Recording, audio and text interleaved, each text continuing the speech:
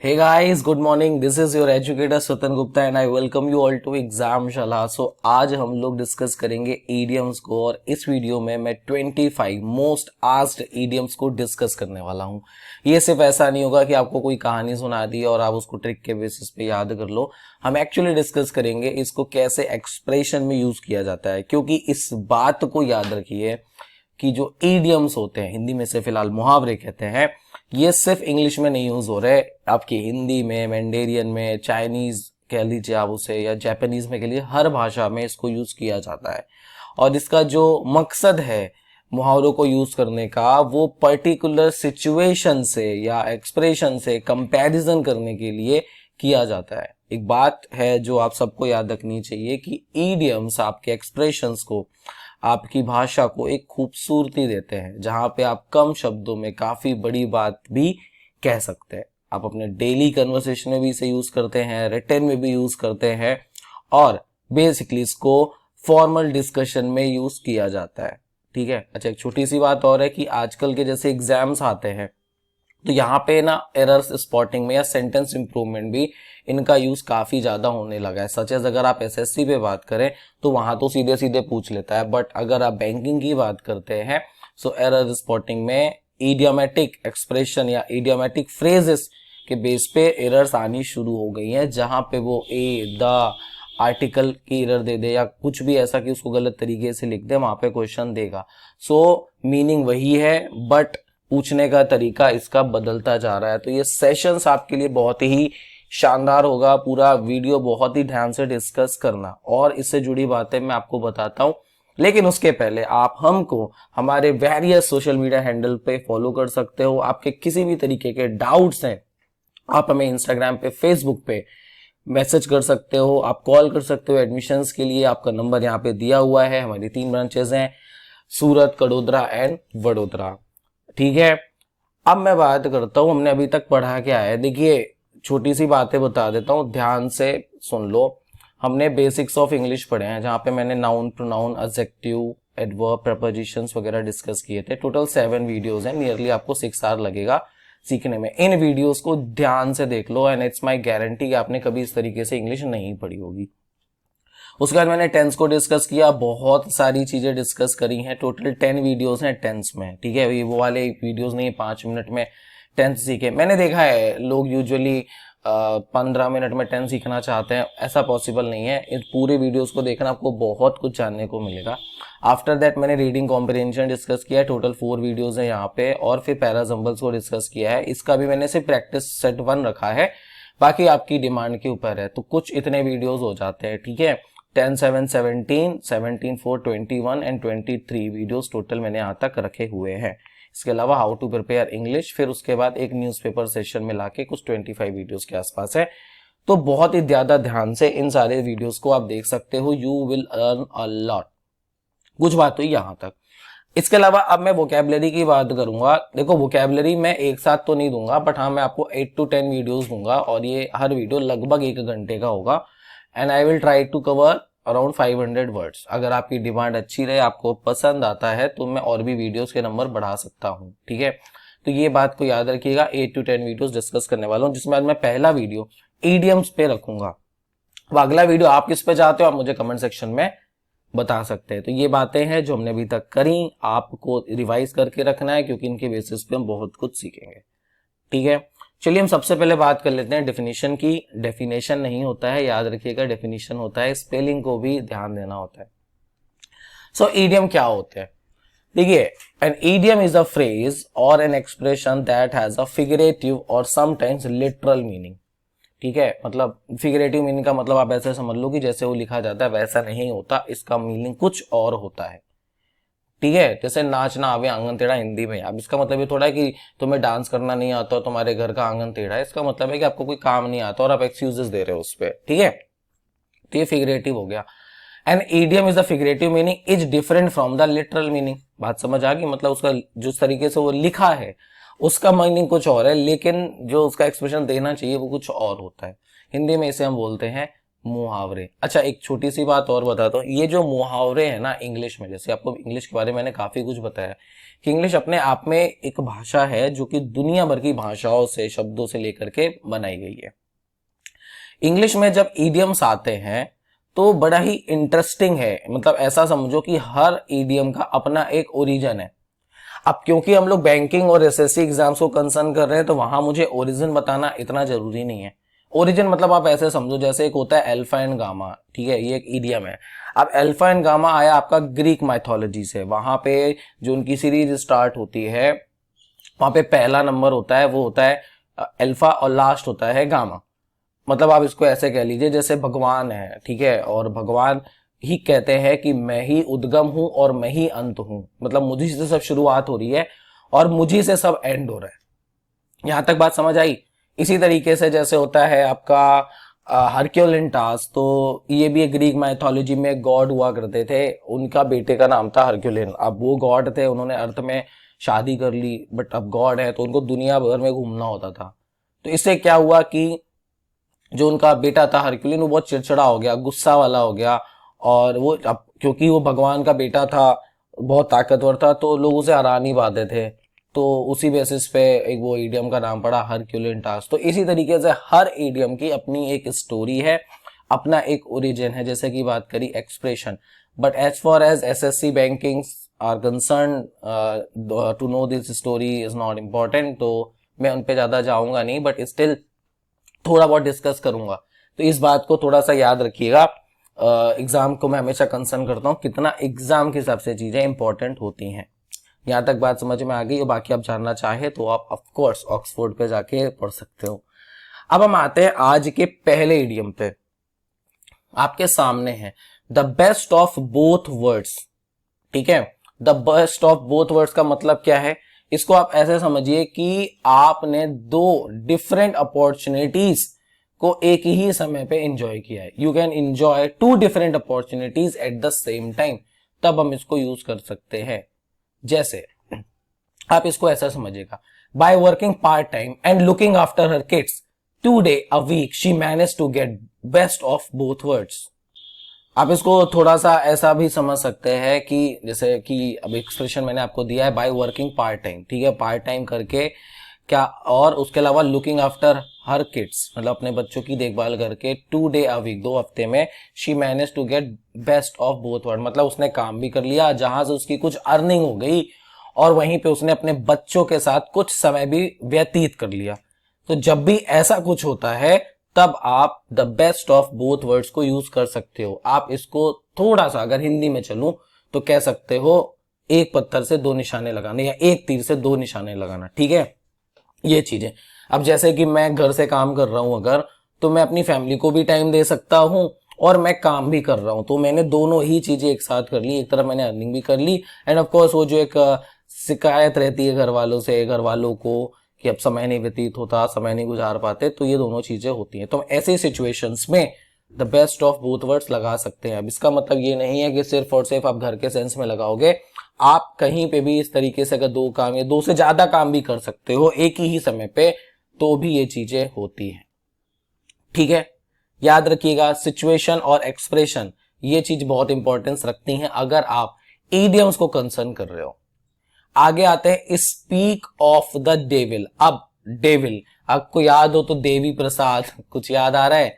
Movie थी सलमान खान की जिसमें उनका नाम था, वो अपना नाम डेविल रख लेते हैं। तो ये क्या है, इसको देख लेते हैं। सबसे पहले इसका मीनिंग क्या है? इसका मीनिंग है the person you are just talking about actually appears at that moment. कहते नहीं अरे तुम्हारी बात कर रहा था अभी मैं, तुम आ गए, बड़ी लंबी उम्र है तुम्हारी। बात समझ में आ गई? तो ये याद रखिएगा, the person you are just talking about, जिसके बारे में आप बात कर रहे थे और आपके सामने आ जाए, अक्सर ये होता है, और हम लोग अपनी लैंग्वेज में बोलते हैं यार बड़ी लंबी उम्र है तुम्हारी। तो यहाँ पे इंग्लिश में हम इसको डेविल बोलते हैं, such as hi Tom speak of the devil, I just telling Sara about your new car, ठीक है। तो मतलब सपोज वो सारा से बात कर रहा था, आपकी कार के बारे में बता रहा था, और उसी समय क्या आ गया, थॉम आ गया। तो खैर इस तरीके से हम इसको यूज कर सकते हैं। कहोगे यहाँ पे डेविल क्या क्या सेंस है? यहाँ पे डेविल का मतलब ऐसा नहीं है कि राक्षस आ गया है, इंग्लिश में ऐसे यूज किया जाता है, या मैं बोलूं English is like this only.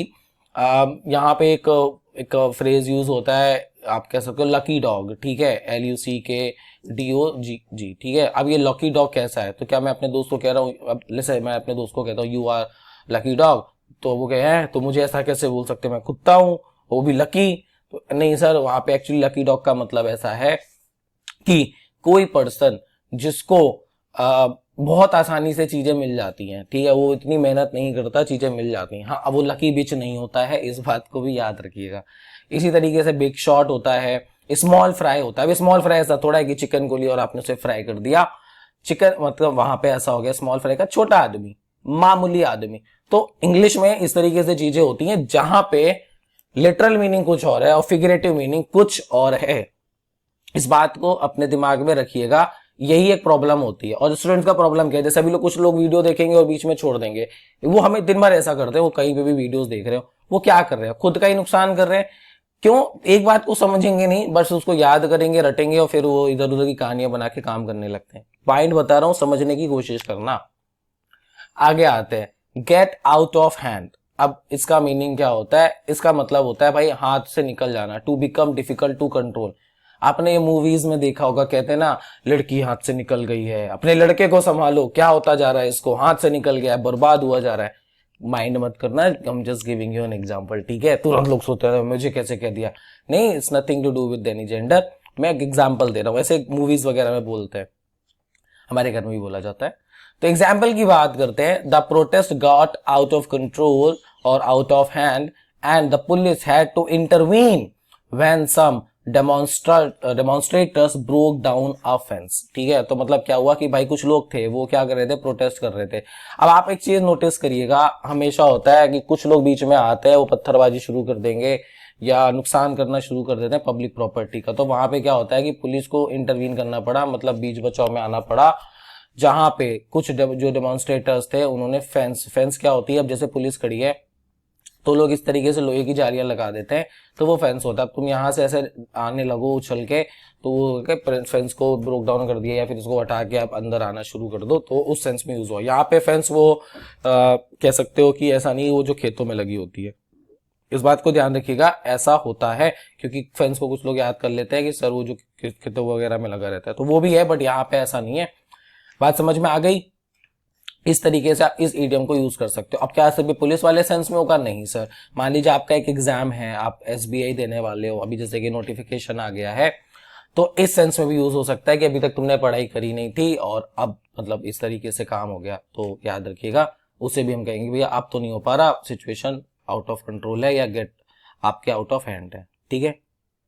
चलिए आगे आते हैं, once in a blue moon. अब ये क्या होता है, अब इसको तुम ऐसे समझो कि जैसे मैं हूं, ठीक है, और मैं घर नहीं आता, 6 7 8 महीने में एक बार घर आऊंगा, तो मेरे लिए क्या हो गया कि भैया तुम तो ईद का चांद हो गए, ठीक है। वो 14वीं का चांद नहीं है, ये याद रखना। कुछ लोगों कहते हैं सर वो 14वीं का चांद, वो गाना लगता, ठीक है, वो खूबसूरती के सेंस में है। यहाँ पे ये ईद का चांद है, मतलब कभी कभी होना, बहुत ही मुश्किल से होना, इसके लिए इसको यूज किया जाता है। जो चीज रेयर होती है तब के लिए यूज किया जाता है, अब आप किसी से मिलते नहीं हो तब भी। So an event that happens infrequently, मतलब एक ऐसा इवेंट जो कि अक्सर नहीं होता, जो कि रेयर होता है, जैसे पढ़ाई हो गई, है ना। तो हम ऐसे सेंस में इसको यूज करते हैं। नहीं आप लोग नहीं, मैं तो देखो जानता हूं आप लोग तो बहुत ही टैलेंटेड लोग हो, आप लोग बहुत पढ़ते हो ऑफ कोर्स, तो ये आपके लिए नहीं था, ये उन लोगों के लिए था जो नहीं पढ़ते हैं, ठीक है। So I only got to the cinema once in a blue moon, मतलब मैं बहुत ही रेयर जाता हूँ। अगर कोई बोल दे, मतलब ऐसा है कि जैसे हमारे जैसे लोग होते हैं तो हम मूवी देखने बैठेंगे तो हम एक दिन में 4 मूवीज भी देख लेते हैं, लेकिन कुछ और भी ऐसे लोग होते हैं, वो क्या करते हैं कि साल में उन्होंने कभी एक बार देख ली, तो उनके सेंस में हम लोग once in a blue moon लगाते हैं। इस बात को थोड़ा सा समझना है। आप ईडियम के लिए एक सिचुएशन को समझने की कोशिश करिए। हर एक एक्सप्रेशन का, वर्ड का एक पर्टिकुलर एक्सप्रेशन होता है, ऐसा नहीं होता कि आप उसे कहीं पे भी यूज कर लो, ठीक है। अब आते हैं व्हेन पिग्स फ्लाई। अब सोचो इसका एक लिटरल मीनिंग निकालो, क्या निकलता है, सुअर कब उड़ेंगे तो खैर इसका एक थोड़ा सा मीनिंग निकल भी सकता है। सुअर ऑफ कोर्स नहीं उड़ते हैं, उनके पंख नहीं होते, they can't fly. when they can't fly so you can use this idiom when pigs fly। मतलब कहने का कि भाई ये कब होगा, ये काम कैसे होगा, something that will never happen, मतलब जो काम कभी नहीं होगा, समझ गए। जैसे मतलब एक बोला जाता है हमारे यहाँ पे कहते हैं कि जब मरेगी सासू तब निकलेंगे आंसू, ठीक है। तो पता नहीं वो कब मरेगी तब हमारे आंसू। इसका मतलब ये नहीं है कि तुम सोचने लग जाओ कि भगवान करे या अल्लाह को प्यारी हो जाए, ऐसा कुछ नहीं है। इसका मतलब सिंपल सा ऐसा है कि एक इवेंट जब होगा तब देखेंगे, तो मतलब वो तो कभी होगा नहीं। फिलहाल समझ आए, एक थोड़ा सा जोड़ के बता रहा हूँ, ये लिटरल मीनिंग नहीं, फिगरेटिव मीनिंग में भी आता है। Got my point. तो यहाँ पे रखना, when pigs fly she will tidy up her room, ठीक है। जब सुअर उड़ेंगे तब अपने घर को टाइडी अप कर देगी, सुव्यवस्थित कर देगी। समझ गए इस बात को, तो याद रखना। तो यहाँ पे सुअर उड़ने से मतलब नहीं, यहाँ पे मतलब है जो काम कभी होगा नहीं। जैसे मेरे यहाँ भी ऐसा ही होता है, मेरी मम्मी ऐसे ही कहती है। चलिए, तो हम लोग आते हैं आगे। आई होप आपको पसंद आ रहा है, लेकिन भाई लाइक कर दिया करो, क्योंकि आपके लाइक से ना पहुंचता है, वीडियो आगे जाता है और मुझे बहुत मोटिवेशन मिलता है। बिकॉज आप देख रहे हो बहुत मेहनत लगती है अगर एक एक पॉइंट को समझाया जाए। कहानी को थोड़ा सा आगे लाते हैं और देखते हैं, to cost an arm and a leg. देखो पहली चीज, इस पे कई गलतियां आती हैं। आप पिछले कुछ एग्जाम्स को उठाओगे ना, तो उसने क्या किया है, एरर स्पॉटिंग में देख के to cost and arm an a leg कर दिया है, या एन लेग कर दिया है। ये सेंटेंस इंप्रूवमेंट में भी इसने क्वेश्चन ऐसा दिया है और एरर स्पॉटिंग में भी दिया है। तो इसको तो पहले ध्यान से देख लो, ये लिखा कैसे जाता है, ठीक है। To cost an arm and a leg, इसका मतलब होता है समथिंग इज वेरी एक्सपेंसिव। जैसे मान लो कि आपके हाथ में जो मोबाइल है ये 4.25 करोड़ रुपए का हो, ठीक है। या मान लो, चलो पौने नहीं समझ आता, 5 करोड़ रुपए का फोन है तुम्हारे हाथ में। अब तुमको तुम्हारे दोस्त को या तुम्हारे भाई को ये मोबाइल खरीदना है, तो उसके लिए क्या हो जाएगा, मतलब बहुत ही महंगा, बहुत ही महंगा। मतलब तुम्हारे हाथ और पैर दोनों कॉस्ट कर लिए। अगर एक तरीके से देखा जाए, सोचो तुमसे तुम्हारी कोई किडनी मांग ले, तो तुम्हें कैसा लगेगा। देखो ऑफेंसिव नहीं होना है, मैं आपको एक एग्जांपल दे रहा हूँ, चीजें किस तरीके से किस सेंस में यूज हो जाती हैं। जैसे आप वैन यूजन चले जाओ और आपको एक जीन्स लेना है, that will cost you around may be 5,000 6,000, ठीक है। इसी तरीके से अगर आप अरमानी के शोरूम चले जाओ, आपको एक सूट लेना है, तो वो 50-60 हजार से पता चला स्टार्टिंग ही हो रही है, तो कहोगे हैं हम तो नहीं लेंगे, ये तो यही पहनना है। सो ये इस सेंस में यूज होता है, ठीक है। Fuels these day cost an arm and a leg. और आप कहोगे क्या इतने महंगे में यूज होता है, तो आप एग्जाम्पल को देखिए, फ्यूल की बात कर रहा है। हमारी कंट्री में प्रॉब्लम हमेशा रहती है, पॉलिटिक्स इस पे बहुत ज्यादा होती है। अब फ्यूल्स नियरली मान लो 70 रुपीज चल रहा है, मुझे नहीं पता, मुझे बाइक चलानी नहीं आती, तो अब ये 70 रुपीज चल रहा है। तो इस सेंस में आप क्या करोगे, ऑफकोर्स बोलोगे कि ये लो हमारे जमाने में तो ये 15 रुपए का होता था, और आपका जमाना 45 साल पहले था। तो ये थोड़ा सा याद रखना, उस सेंस में भी यूज होता है। मान लो कई बार होता है कि पार्ले जी का बिस्किट 2 रुपए का आता था, ठीक है। और वो 2 रुपए का जो बिस्किट आता था, आज के समय पे भी 2 रुपए का आ रहा है, बट अब उसमें इतना सा हो गया, पहले वो इतना बड़ा पैकेट आ जाता था। तो इस सेंस में भी आप इसको यूज कर सकते हो, ठीक है। ऑफ कोर्स आपकी पॉकेट कितनी अलाउ करती है, उस एक्सप्रेशन में मैंने यूज करते हैं। ईडियम्स के लिए जरूरी है, ठीक है। कुछ लोग सोचते हैं मैं आ जाऊंगा आज 100 ईडियम पढ़ लूंगा मुझे याद हो जाएगा। भगवान आपका भला करे। मैं आगे आता हूं। A piece of cake, a piece of cake मतलब समथिंग इज वेरी इजी। और आप ना ईडियम्स अपनी डेली लाइफ में जरूर यूज किया करिए, बहुत ही ज्यादा अच्छा रहेगा। आपकी भाषा को एक खूबसूरती मिलेगी और आपसे लोग थोड़ा इंटरेस्टेड होंगे। और हमारे देश में अभी भी है, अगर आप अंग्रेजी अच्छी बोलते हैं तो आपको कहीं ना कहीं एक समाज में अलग ही स्तर से देखा जाएगा, कहीं ना कहीं आपकी बातों में भी थोड़ा सा दबाव महसूस किया जाएगा, ये अभी भी है, ठीक है। So a piece of cake मतलब समथिंग इज वेरी इजी, मतलब ऐसी चीज जो बहुत ही आसान हो। The English test was a piece of cake. Of course मैं हमेशा इजी टेस्ट लेता हूँ, आप सबको पता है, आपने जितने भी लोगों ने मेरी क्लास देखी है सब जानते हैं कि मैं कितना इजी टेस्ट लेता हूँ। So it's a piece of cake, आसानी से सॉल्व हो गया, मजाक था, ठीक है। आप अपने लिए एग्जाम के लिए कर सकते हो, सोचो कल की डेट में आप SBI PO बन जाओगे, डेफिनेटली बनोगे, तो it was a piece of cake for me. हाँ ऐसा ही हो जाता है, हम तो ऐसे ही थे, रोज रोज ऐसे आधे घंटे पढ़ लेते थे, हमारा तो निकल गया। खैर, अब मैं आता हूं आगे, अगले इडियम में देखते हैं। लिखा है let the cat out of the bag, मतलब क्या है, to accidentally reveal a secret.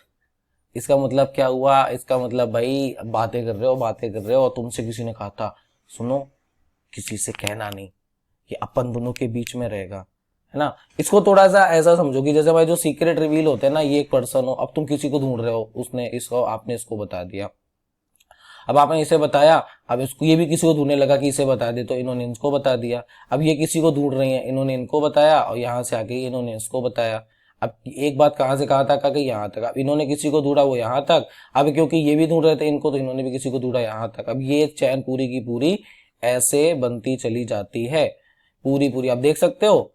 और ये चेन इतनी बड़ी बन जाएगी एक दिन जाके कि आपको लगेगा कि किसी को नहीं पता, पूरे मोहल्ले रूपी परिवार को या पूरे मोहल्ले को पता होता है। और ये पूरी चेन ऐसे बनती चली जाती है, ठीक है। आपकी ना कोई एक्सीडेंटली भी चीजें बता देता है। तो इस तरीके से इस ईडियम को यूज किया जाता है। तो बातों बातों में भी हम लोग कह देते हैं अरे तुम्हें पता है, अब सामने वाले ने पकड़ लिया, तुमने पूरी बात बतानी पड़ेगी। तो हम ऐसे केस में इसको यूज करते हैं, जैसे लिखा है I let the cat out of the bag about their wedding plans. ठीक है, मान लो तुम्हारा एक दोस्त है, वो शादी का प्लान कर रहा है। बाय द वे, शादी का प्लान कर रहा है तो एक ईडियम और बनता है ब्रेक द न्यूज। ठीक है, मतलब तुमको लव मैरिज करनी है, ठीक है, और तुम्हारा पूरा प्लान है, तुम्हारे मम्मी पापा को छोड़ के पूरी दुनिया को पता है। तो अब तुम्हारे दोस्त कह रहे हैं बेटा पापा को भी बता दो, तो you will break the news. तो एक ऐसा सेंस में भी यूज कर सकते हो। दूसरा एक ये है कि I let the cat out of the bag, मतलब मैं गलती से बता गया उनके वेडिंग प्लान के बारे में कि वो शादी कर रहे हैं। हो सकता है वो आपको बुलाना नहीं चाहते लेकिन आपको पता चल गया। ठीक है, तो ये इवेंट था, इसे याद कर सकते हैं, आप दिमाग में बिठा सकते हैं। फिर लिखा है to feel under the weather. इसका मतलब क्या है? इसका मतलब है टू नॉट फील वेल। अब ये कई बार होता है, एक बार ऐसा होता है कि आप सच में बीमार हो, ठीक है, एक बार ऐसा हो सकता है कि आप प्रेशर में बहुत ज्यादा हो, आप स्ट्रेस्ड हो। ऐसा भी हो सकता है जैसे बच्चे होते हैं ना, हमारे मेरा बचपन में पेट दर्द बहुत हुआ है, मैं स्कूल जाना नहीं होता तो मैं मम्मी आज मेरा पेट दर्द हो रहा है, अगले दिन मेरा सर दर्द होता था, तीसरे दिन मुझे पापा पर्सनली स्कूल छोड़ के आते थे ठीक है, तो ऐसे केस में भी हम लोग इसको यूज कर सकते हैं। देखिए भाषा है बहुत ही फ्लेक्सिबल होती है और इसलिए जरूरी नहीं होता बहुत हैवी सेंस में ही यूज किया जाए। सरकास्टिक वे में भी आप वोकैबुलरी को, इडियम्स को या हैवीएस्ट वर्ड को यूज करते हो। तो लिखा example, I am really feeling under the weather today, I have terrible cold. अब उसने फोर्स बीमारी के सेंस में लगाया है, तो मतलब भाई मैं बहुत अच्छा फील नहीं कर रहा हूं, मुझे क्या है, मुझे बहुत ही भयानक ठंड लग रही है। ठीक है, I have a terrible cold का मतलब ऐसा नहीं है कि गंदी वाली ठंड, इसका मतलब ऐसा है कि तुम बीमार हो। ओके, ये याद रखना। तो इस सेंस में हम इसको यूज करते हैं। आई होप आपको समझ आ रहा होगा, पसंद आ रहा होगा कैसे यूज किया जाता है। मैं बढ़ता हूं आगे। 10वां इडियम आपके लिए, to kill 2 birds with 1 stone. Of course एक तीर से 2 निशाने लगाना, मिलता जुलता ऊपर था, एग्जैक्ट मीनिंग नहीं था। अब लिखा है to solve 2 problem at once, मतलब एक साथ 2 निशाने कर लेना। वहां पे सेंस ऐसा था कि भाई एक ही समय पे आप 2 चीजों के मजे ले लो। ठीक है, तो एक मिलता जुलता सेंस होता है, कॉन्टेक्स्ट आपको समझना पड़ेगा। Example, by taking my dad on holiday I killed 2 birds with 1 stone. ठीक है, तो मैंने क्या किया, I got to go away but also spend time with him. मतलब एक तो मैं दूर चला गया, मैं घूमना चाहता था, और दूसरा मतलब ऐसा हो गया कि मैंने बढ़िया समय भी गुजारा। तो यहाँ पे मतलब ऐसा नहीं है, इसको ऐसे ऐसे मत कर लेना कि आप पापा के साथ हॉलीडे पे गए और आपने एक पत्थर से 2 चिड़िया मार दी, वहां पे बैठी थी, तो ऐसा सेंस नहीं है, लिटरल मीनिंग इसका ऐसा नहीं निकलेगा, आप खूनी हो जाओगे। ठीक है, तो याद रखिएगा आपने एक साथ 2 काम कर लिए। इसको हिंदी में बोलते हैं एक तीर से 2 निशाने लगाना। ये हमने 10 इडियम अभी तक डिस्कस करे, it took us around 23 minute and I hope you are liking it. चलो पढ़ते हैं आगे और कुछ इडियम्स को डिस्कस करते हैं। Yes, if you want me to make few more videos do let me know in comment section. आते हैं टू कट कॉर्नर्स। इसका मतलब क्या है? टू डू समथिंग बैडली और चीपली, मतलब किसी काम को बहुत ही बुरी तरीके से या बहुत ही चीपली तरीके से करना चाहिए, मतलब एकदम, मतलब जहां पे गंदा तरीका, घटिया जो होता है ना, घटिया, वैसा कहता है you are such a cheap person, तो मतलब आप घटिया हैं। ओके, चलो आते एग्जाम्पल देखते हैं। They really cut corner when they built this bathroom, the shower is leaking. तो यहाँ पे मतलब क्या है कि भाई अब जैसे मान लो घर बनते हैं, तो यूजुअली अब क्या, आज के समय पे लोग उसको ठेके पे दे देते हैं, ठीक है, कॉन्ट्रैक्ट पे दे देते हैं, भैया ये रहा हमारी जमीन और इस जमीन पे मैं तुमको 17.5 करोड़ रुपए दे रहा हूँ। ठीक है, ऑफकोर्स अब इतना पैसा तो बनता है ना घर बनवाने के लिए, तुमने 17 करोड़ रुपए 18 करोड़ रुपए उसको दे दिए और कह रहे हो तुम घर बना दो। उसने घर बनाया तो बाथरूम ही अच्छा नहीं बनाया, तो तुम क्या बोलोगे? You cut corners. ओके, उस सेंस में लगाओगे बहुत ही घटिया बनाया था, प्लास्टर तक निकल रहा है, मैंने 17 करोड़ रुपए तुमको दिए थे, 17 crore. Is my point clear? तो ऐसे सेंस में इसको यूज करते हैं। मान लो आप किसी को आपको पढ़ाता है तो भी आप इस सेंस में यूज कर सकते हो। आप लंच के रूप में भी कर सकते हो, ठीक है, खाना वाना खाने के सेंस में भी यूज कर सकते हैं, बहुत ही घटिया तरीके से अगर आपको कोई खाना परोसता है। आते हैं आगे, to add insult to injury. आपको हिंदी में सुना होगा, कहते हैं जिसे आग में घी का काम डालना। एक दिन एक मुझसे बोलते हैं सर आग में दही डालना तो बुझ जाएगी, घी डालते हैं, ठीक है। और पेट्रोल वेट्रोल नहीं होता तो वो भी मत सोचना। To make a situation worse, मतलब सिचुएशन को और ज्यादा बुरा कर देना, इस सेंस में आप इसको यूज कर सकते हो। कई बार होता है हमारे घर में, जैसे बचपन में था, मुझे याद है, तो मैंने मेरी पापा मुझे डांट रहे थे किसी चीज को लेकर के, तो पापा डांट रहे थे, इतनी देर में मेरे छोटा भाई आया और उसने बोला कि भैया ने तो वो पैसे भी लिए थे वहां से। तो एक तो ये वाला सन था, और यहाँ तक कहानी रुकी नहीं थी, इतनी देर में मम्मी ने आके बताया कि ये तोड़ा किसने है। तो मतलब वही हुआ था, to add insult to injury, ठीक है। और ऑफ कोर्स बाद में फिर क्या हुआ होगा आप अंदाजा लगा सकते हैं, इंडियन फैमिली। खैर, तो हम ऐसे सेंस में यूज करते हैं to add insult to injury, such as to add insult to injury, the car drove off without stopping after knocking me off my bike. Okay, now let's move to the next idiom. 13, you can't judge a book by its cover. ये बहुत ही अच्छा लगता है। मेरा personally मानना है दुनिया में कभी भी किसी को जज नहीं करना चाहिए, क्योंकि जब आप जजमेंटल होते हो आप बहुत ही गंदे और घटिया डिसीजंस लेते हो, ठीक है। तो वो काम नहीं करना है आपको, बहुत ही ज्यादा अच्छे से हमेशा किसी को ट्रीट करना है। तो इसका मतलब ऐसा होता है कि भाई अगर कोई व्यक्ति आपको दिख रहा है तो उसको जज मत करो। अब मान लो किसी की नाक टेढ़ी है, किसी के कान बड़े बड़े से हैं, तो तुम कहो यार कितना गंदा लगता है, और वो पता चला उसने यूपीएससी निकाल दिया बैठ के। तुम जिस किसी को बहुत ही एकदम भोंदू सा कह रहे हो बहुत ही बकवास सा लड़का कैसा दिखता है, आधे लोग तो इसी को जज कर लेते हैं। मेरे साथ भी ये हुआ है कि मैं पहले जाता था पढ़ाने, तो of course I was so thin, बहुत दुबला, तो बच्चा आ गया पढ़ाने, तो होता है। और बाद में पता चला कि वही उसने तो मतलब झंडे गाड़ दिए। तो किसी को जज नहीं करना चाहिए, क्योंकि पता नहीं वो आगे क्या करके निकल जाए, ठीक है। तो यही होता है कि कभी भी किसी को देख के आप उसे जज नहीं कर सकते। Example, I thought this no brand bread would be horrible, turns out you can't जज a book by its cover, ठीक है। तो मुझे ऐसा लगता था कि नो ब्रांड ब्रेड की कोई brand bread would be horrible की खराब होगी, टर्न आउट यू कांट जज a book by its cover, मतलब इसका सेंस हमेशा नेगेटिव नहीं होता। मान लो कोई चीज बहुत ही खूबसूरत है, ठीक है, और तुम बाद में उसको देखा कि अरे बाप रे बहुत ही घटिया निकली। ऐसा हुआ है कई बार। मैं गया था एक बार एक बहुत ही महंगे रेस्टोरेंट में, that cost me arms leg, मैंने एक इडियम यूज किया है, ध्यान देना। और उसके बाद बहुत ही बकवास का खाना मिला, मैंने उसको 1 स्टार दिया, ठीक है। तो याद रखना ऐसा होता है। आगे आते हैं हम लोग और एक इडियम को देखते हैं। मेरा पॉइंट ये था कि हम उसको अच्छे और बुरे सेंस में दोनों तरीके से देख सकते हैं। हमेशा नहीं, जरूरी नहीं है चीजें बुरी ही दिखे तब किया जाता है, अच्छी दिखे तो भी हम इसको यूज कर सकते हैं। नाउ आते हैं ब्रेक अ लेग। इसका मतलब क्या होता है? इसका मतलब ये नहीं होता किसी की टांग तोड़ दो, इसका मतलब होता है good luck. Often said to actor before they go on stage, ठीक है। तो मतलब जब भी एक्टर्स को ये यूजुअली कहा जाता है, मैं आपको भी कह सकता हूँ, अगर आप एग्जाम देने जाओगे तो मैं बोलूंगा break a leg Puneet, break a leg Swatantra, तो इसका मतलब जाओ और आग लगा दो। सो एसेंस में हम लोग इसको यूज करते हैं ना, I am sure your performance will be great, आपकी जो परफॉर्मेंस होगी वो बहुत ही शानदार होंगी। Is my point clear? तो इस बात को याद रखिएगा, यहाँ पे ब्रेक अ लेग यूज करते हैं स्पेशली किसको, एक्टर्स को। आप गुड लक भी यूज कर सकते हैं, नो प्रॉब्लम, ओके। लेकिन वो तो बचपन से पता है ना। और मैंने कल के वीडियो में आपको एक बात बताई थी कि अगर आपको वोकैबुलरी करना है तो पिछले वर्ड्स को रिप्लेस करो। 15 पे आते हैं, to hit the nail on the head, ठीक है। अगर इसको देखो तो वो तुम्हें एक बचपन की कहानी याद होगा, तुम चल रहे होगे और तुम्हारे पैर की जो सबसे छोटी फिंगर होती है वो किसी दीवार पे हिट कर जाती है, और उसके बाद क्या होता है, बहुत ही बुरा पेन होता है। लेकिन यहाँ पे वो सेंस नहीं है, ऐसा मत निकाल लेना। इसका मतलब होता है to describe exactly what is causing a situation और प्रॉब्लम, मतलब एग्जैक्टली बताना कि क्या प्रॉब्लम है, कैसी प्रॉब्लम है, हम उस सेंस में इसको यूज करते हैं।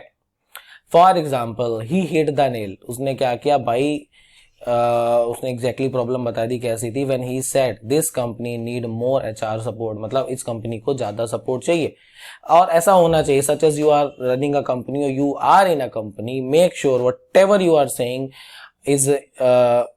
Is related to your company और provide some benefits to your company, okay. तो उसको वैसे ही बताओ, जरूरी नहीं होता किसी को फीडबैक देना है तो खराब लगेगा। और अक्सर ये होता है अपने दोस्तों को जब कुछ बातें बताना चाहते हैं तो उन्हें घुमा फिरा के बताते हैं और उसका वो और लॉन्ग रन पे बुरा करता है। एग्जैक्टली बताओ, अगर वो दोस्त है तो बुरा नहीं मानेगा। आते हैं आगे, और लिखा है बटरफ्लाइज इन माई स्टमक, देखो इसको बिल्कुल वैसे मत लेना कि मेरे पेट में चूहे कूद रहे हैं, वो एक अलग होता है और ये इडियम अलग है, ठीक है। बटरफ्लाइज इन माई स्टमक का मतलब होता है कि नर्वस होना। अब मान लो आपका कल की डेट में इंटरव्यू है, तो उस सेंस में आप इसको यूज कर सकते हो, ठीक है। अच्छा, आपका स्टेज परफॉर्मेंस है, आपकी पहली स्टेज परफॉर्मेंस, मुझे याद है जब मैं डांस करता था 2010 में, मेरी पहली स्टेज परफॉर्मेंस थी और लिटरली एक मोमेंट पे आके ऐसा लगा था कि मैं नहीं जा रहा, मतलब क्या कहेंगे लोग, सबसे बड़ा रोग, तो ऐसा सेंस होता था। अच्छा, क्या सिर्फ इसको स्टेज परफॉर्मेंस पे यूज किया जाता है? नहीं सर, अगर मान लो आप पहली बार किसी के साथ डेट पे जा रहे हो, आपकी अगर तारीख है किसी के साथ, तो भी आप butterflies in my stomach use कर सकते हो। इट हैपेंस, आप में से काफी सारे लोग इस बात को जानते होंगे, जरूरी नहीं उस सेंस में लेना है, अच्छे सेंस में भी यूज लिया जा सकता है, ठीक है। खैर, तो ये याद रखिएगा जब तक आपको वेरियस नहीं पता होंगे। मैं फिर से बोलूंगा, देखो मैक्सिमम स्टूडेंट्स का प्रॉब्लम क्या है कि वो उस बात को अगले एक्सप्रेशन से नहीं जोड़ते, बस उसे वो रट लेना चाहते हैं, and that's not a good thing. Okay, so Lalit had butterflies in his stomach before he went on stage to play the violin, ठीक है। मतलब वो वायलिन बजाने के लिए गया, उसके पहले वो क्या था भाई, वो नर्वस फील कर रहा था। Is my point clear? चलिए अब आते हैं 17th नंबर पे, एंड आई होप आपको ये वीडियो बहुत पसंद आ रहा होगा। कोई डाउट है तो कमेंट सेक्शन में जरूर आइए, क्योंकि छोटी छोटी सी जो कनेक्टिविटीज है ना, ये समझ आता है तो बहुत अच्छा रहता है। अब आते हैं बाइट द बुलेट। अब ये क्या है? To decide to do something that is difficult और अनप्लीजेंट बट नेसेसरी, मतलब कुछ ऐसा डिसाइड करना कि अब ये करना है जो कि डिफिकल्ट है, अनप्लीजेंट है, उस सेंस में हम इसको यूज करते हैं। सो बाइट द बुलेट यूज होता है। अब इसको वो मूवी से यूज मत करना जिसमें धर्मेंद्र ऐसे गोली मारी, धर्मेंद्र ने अपने हाथ से रोक ली। धर्मेंद्र यू नो एक्टर, आप जाके देख सकते हो। या फिर उसको ऐसे मत देखना, साउथ की एक कोई मूवी है, मैंने उसको देखा था, वो केले से मर्डर कर देता है लोगों के जाके, भगवान जाने कौन सी फिजिक्स थी उसमें। सो ऐसे सेंस में नहीं है इसका। रियलिस्टिक मीनिंग जो होता है, कोई काम जो कि बहुत मुश्किल है, सच एज आपको यूपीएससी निकालना है, आपको एसबीआई पीओ निकालना है, तो भाई you have to bite the bullet. It is as simple as that. You have to leave your sleep, you have to leave your rest aside, and बस you need to work hard as much as you can. तो उस sense में आप इसको use करते हो। इसको ऐसे मत लेना कि बुलेट लियो दांतों से चबा लिया, क्योंकि अब दावड़लाल दंत भंजन करते थे, ठीक है। खैर, आते हैं एग्जाम्पल देखते हैं। You are going to have to bite, have to bite मतलब हैव, मतलब आपको पता है खाना, मैं आपको कॉन्टिन्यूअस में सिखाया था हैव के यूज कैसे होते हैं। Bite the bullet and tell your ex girlfriend that you need to the apartment back, ठीक है। और अब तुम क्या कह रहे हो कि मुझे मेरा अपार्टमेंट चाहिए, आपने उसको रहने के लिए दिया था, बट अब आप उससे कह रहे हो नहीं, मुझे मेरा अपार्टमेंट वापस चाहिए, मुझे मेरे गिफ्ट वापस लौटाओ। आते हैं आगे, अब हम इसको देखते हैं ये नेक्स्ट क्या है। ये रहा next idiom, hit the books. अब हिट द बुक्स क्या है? इसका मतलब होता है किसी को फिजिकली हिट करना, पंच करना या स्लैप करना आपकी बुक्स को, ठीक है। या बेसिकली कह लूं टू स्टडी, आपको पढ़ाई करने की जरूरत है। ये यूजुअली अमेरिकन कॉलेज में इसको यूज किया जाता है, ठीक है, कि जब आप पढ़ने के लिए उत्साहित किया जाए या आपको लगे कि अब मुझे पढ़ लेना चाहिए, जिससे आप लोगों को थोड़ा नहीं लगता है, मतलब आपको, मतलब जो एवरेज स्टूडेंट्स है। तो एग्जाम्पल्स की बात करें, sorry but I can't watch the game, लेकिन मैं गेम नहीं देख सकता विद यू टुनाइट, आज के रात में। I have to hit the books, मुझे आज पढ़ना पड़ेगा। I have huge exam next week. अब देखो एक छोटी सी बात और समझो, यहाँ पे मैंने यूज किया ह्यूज एग्जाम। अब ह्यूज एग्जाम का मतलब क्या, 40 फुट का एग्जाम है मेरा? नहीं ना, इसका मतलब एग्जाम है एक बहुत बड़ा। अब ह्यूज को सेंस में आपने हमेशा फिजिकल डायमेंशंस में ही इसको देखा है कि जब कोई चीज साइज में बहुत बड़ी हो तब हम ह्यूज यूज करते हैं, तो सर ऐसा नहीं होता है, इस बात को याद रखिएगा।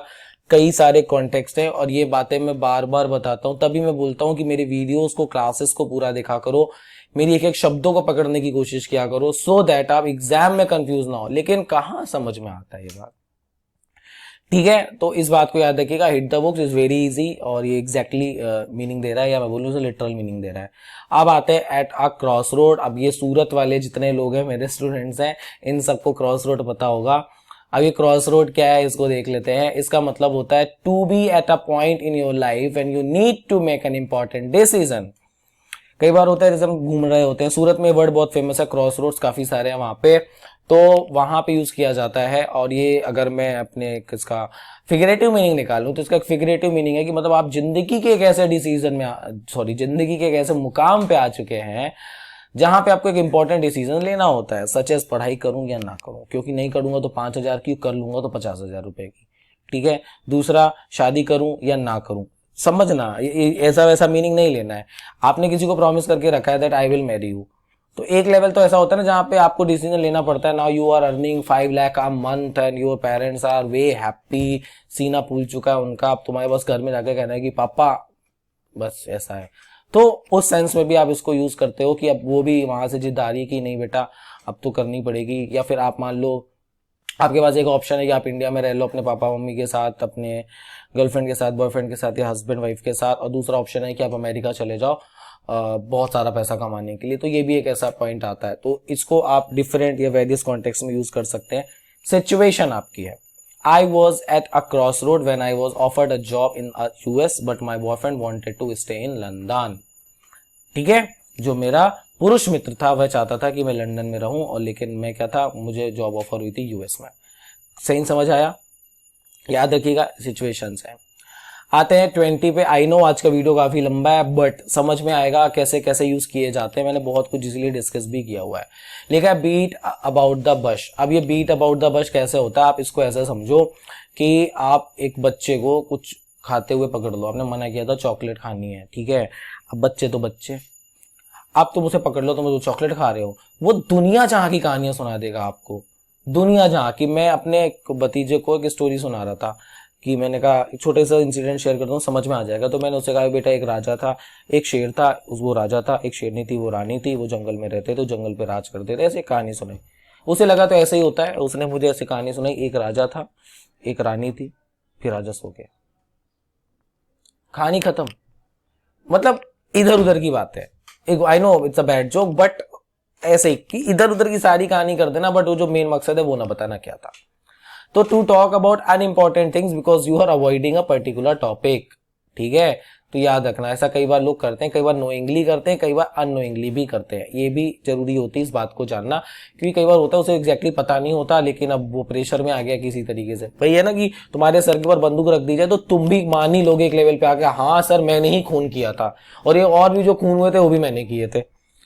Is a point clear? So example है to stop beating about the bush, are you planning to quit university और नॉट। ठीक है। तो इधर उधर की बातें करना बंद करो, लेकिन क्या तुम प्लान कर रहे हो यूनिवर्सिटी को छोड़ने का या नहीं, ये मुझे बताओ। ठीक है। तो याद रखिएगा ऐसे सेंस में यूज किया जाता है। आपको कुछ सच बोलना था और आप कुछ और बकवास करने लगे। Now every cloud has a silver lining. इसका मतलब क्या है, देखो क्लाउड का मतलब यहाँ पे थोड़ा नेगेटिव है, मतलब कुछ बुरा है। इसका मतलब होता है कि भाई कहते हैं ना अंत भला तो सब भला, ये कहते हैं इस अगर ऐसा हो रहा है तो भगवान ने तुम्हारे लिए जरूर कुछ अच्छा सोचा होगा। अक्सर आपके दोस्त, आपके मम्मी पापा ऐसा कुछ कहते हैं, मतलब बुरी से बुरी सिचुएशन में भी कुछ अच्छा ढूंढ लेना। तुम्हारी जिंदगी में स्ट्रगल चल रहा है तो इसमें भी कुछ ना कुछ अच्छा होगा। मैं अपने लिए रोज यही सोच लेता हूँ बैठ के, है ना। मेरे साथ कुछ बुरा हुआ, जैसे लॉकडाउन आ गया तो मैंने सोचा नहीं चलो मुझे पढ़ने का टाइम मिल गया, मैंने पढ़ा। अब मैं बोर हो गया तो मैंने सोचा नहीं हो सकता भगवान चाहते हैं मैं रेस्ट कर लूं। क्या कर सकते हो, you can see positive only. तो मैं पॉजिटिव देखता हूँ, यही चीज आपके साथ है। मतलब भाई बुरे में भी अच्छा देखो, you can find good in every bad situation. Example, even though you just got fired, आपको फायर किया गया, remember that every cloud has a silver lining. आपको याद रखना है कि भाई हर बुराई में एक अच्छाई होती है। एटलीस्ट कम से कम तुम्हें अब काम नहीं करना पड़ेगा तुम्हारे ग्राउसी बॉस के, मतलब खड़ूस जो बॉस है उसके साथ और ज्यादा। ठीक है। क्योंकि कई बार ऐसा भी होता है कि वो बहुत खड़ूस होता है और उसके साथ काम करना पड़ता है। खैर, आई होप ये बात समझ में आ गई, सिचुएशन समझ में आ गई, कैसे कैसे इसको यूज किया जाता है। भाई तो मुझे आप सबसे एक छोटी सी कंप्लेन है, कंप्लेन बताऊंगा फिर कभी, आगे आते हैं। लिखा है फिश आउट ऑफ वाटर। अब ये फिश आउट ऑफ वाटर क्या है इसको देख लेते हैं। इसका मतलब होता है कि आप किसी प्लेस से बाहर है, या आप इसको ऐसा भी कह सकते हो कि आप अपने कंफर्ट जोन से बाहर आ चुके हो, या आपके लिए जो सिचुएशन है वो फेवरेबल नहीं है। ठीक है। तो हम यूज करते हैं fish out of water. For example, Tom felt like a fish out of water at the Star Trek convention, his new girlfriend begged him to attend. ठीक है। मतलब आपको ले जाया जाए तो आपको क्या लगेगा, अजीब ही लगेगा। सच एज मान लो आपने कभी ओपरा सुना है? ओपरा वो बड़ा लंबा सा आवाज करके बोलते हैं, गाना गाते हैं। तो इटालियन ओपरा होता है, फ्रेंच ओपरा होता है, आप गूगल भी कर सकते हो जाके, तो वो गाते हैं। अब सोचो मेरे जैसा एक बंदा है जिसे म्यूजिक का वो कोई खास टेस्ट नहीं है, हम लोग तो जो गाना मिल गया सुन लेते हैं, उसी में 2 मिनट खुश हो लेते हैं।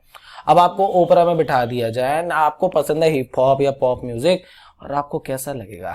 You will feel like fish out of water. ठीक है, तो मतलब आपकी वो सिचुएशन ऐसी हो जाएगी, बस मुझे छोड़ दो। ठीक है, अगर आपने गुरु मूवी देखी है तो लास्ट में हो रहा था अभिषेक बच्चन और ऐश्वर्या राय की, तो लास्ट जब मूवी का चल रहा होता है, जब उसे कोर्ट ले जाते हैं, तो वहां पे वो इंग्लिश में उसे जज बोलता है, तो वहां पे ऐश्वर्या राय कहती है कि सर आपने जो भी कहा आप हमें हिंदी में बताइए। तो कहता है मुझे अपनी भाषा पे बहुत ही पकड़ है, मुझे पता है मैं क्या कह रहा हूँ।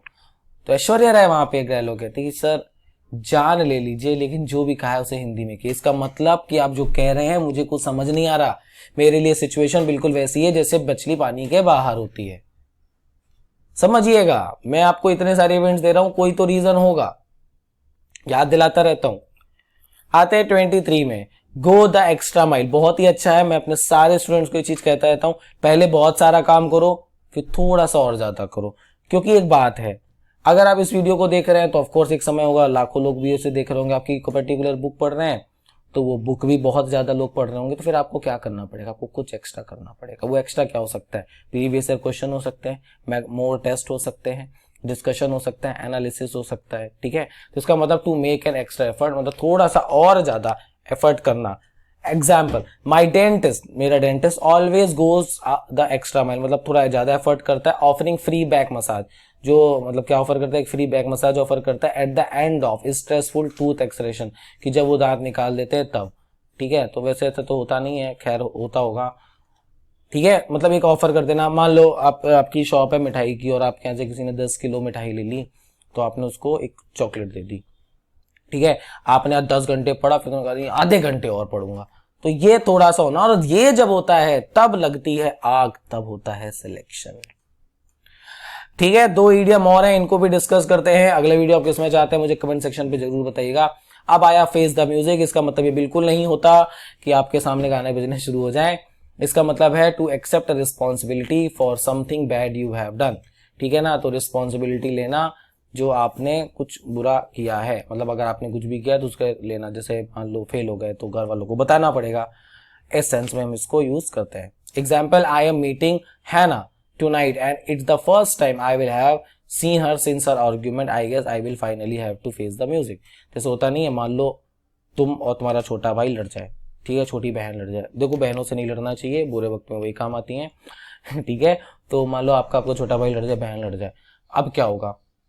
अब ना वो आपको उस समय याद दिलाएगी जब आपको सबसे ज्यादा जरूरत होगी, है ना, मतलब आपको पैसे की जरूरत है, किसी चीज की जरूरत है, तो उसी समय वो आपको पूरी बातें याद दिलाएंगी। बेटा तुमने 17 तारीख को 17:14 पे 19 सेकंड पे तुमने मुझे ऐसा बोला था, है ना। जैसे आप पानी मांग लो और फिर पानी नहीं दिया तो भी अगर you have to feel face the music. ठीक है, मतलब कॉन्सिक्वेंसेज आपको देखने पड़ेंगे आपने जो भी बुरा किया है। एग्जाम्पल आपकी लाइफ से रिलेटेड है, लेकिन थोड़ा सा समझने की कोशिश करिएगा, क्योंकि हमेशा बुरा हो ऐसा जरूरी नहीं होता है। थोड़ा सा आगे आते हैं और देखते हैं। लिखा है plan plain as day, not plan, it's plain as day.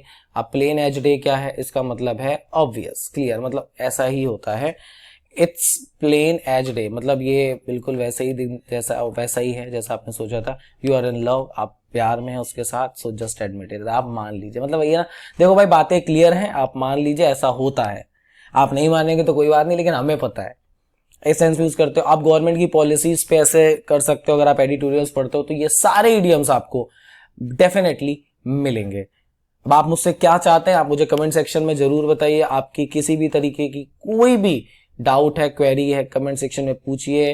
आप क्या आंसर सा वीडियो चाहते हैं अगला, ये मुझे कमेंट सेक्शन में बताइए। बहुत कुछ पढ़ा चुका हूं, उतना भी पढ़ लोगे तो 16-17 मार्क्स ला सकते हो। पैराजम्बल रीडिंग कॉम्प्रिहेंशन जितना कराया है, एक बार ध्यान से देखो, लिंक सारे डिस्क्रिप्शन बॉक्स में। किसी भी तरीके के डाउट के लिए आप मुझसे मिल सकते हैं इंस्टाग्राम के हमारे सारे हैंडल्स पे। एग्जाम चला के हैव अ नाइस डे।